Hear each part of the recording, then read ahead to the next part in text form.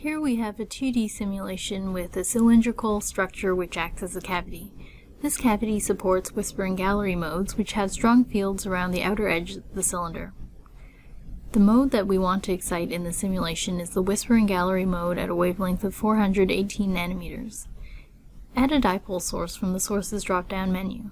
You can click and drag the position of the source to place it near the edge of the structure where it could couple light into the desired mode.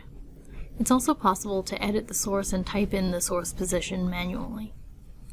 Open the edit window for the source by clicking on the edit button or using the E keyboard shortcut. In the General tab, you can set the dipole type to electric or magnetic, and you can set the dipole orientation by specifying the theta and phi angles. Either type of dipole, electric or magnetic, will work to excite the mode of this cavity.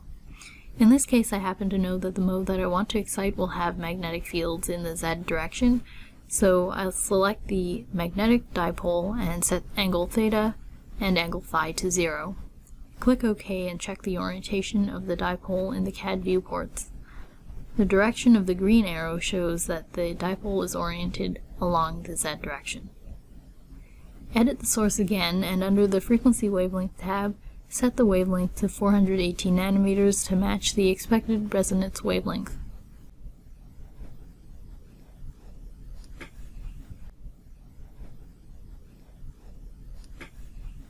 To ensure that light will couple into the desired mode, you can add additional dipoles at different locations.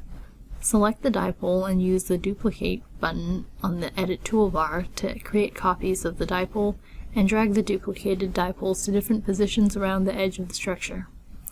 Now run the simulation.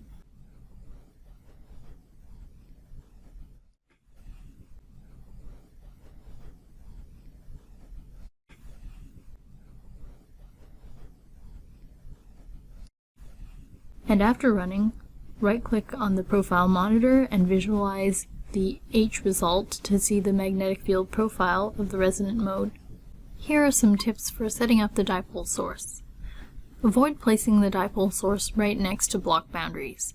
A distance of at least one mesh cell should be used between the source injection region and block boundaries to avoid source injection errors. As mentioned in the previous unit, if you want to simulate uniform isotropic radiation from a point source rather than dipole radiation, this can be done by running 3 simulations using 3 orthogonal dipole orientations, then averaging the fields from the 3 simulations. Since the actual power emitted by the dipole is modified by surrounding structures, you can renormalize the power transmission results by multiplying the transmission by the Purcell factor. You can get the Purcell factor as a result from the source or measure it using the transmission box analysis group.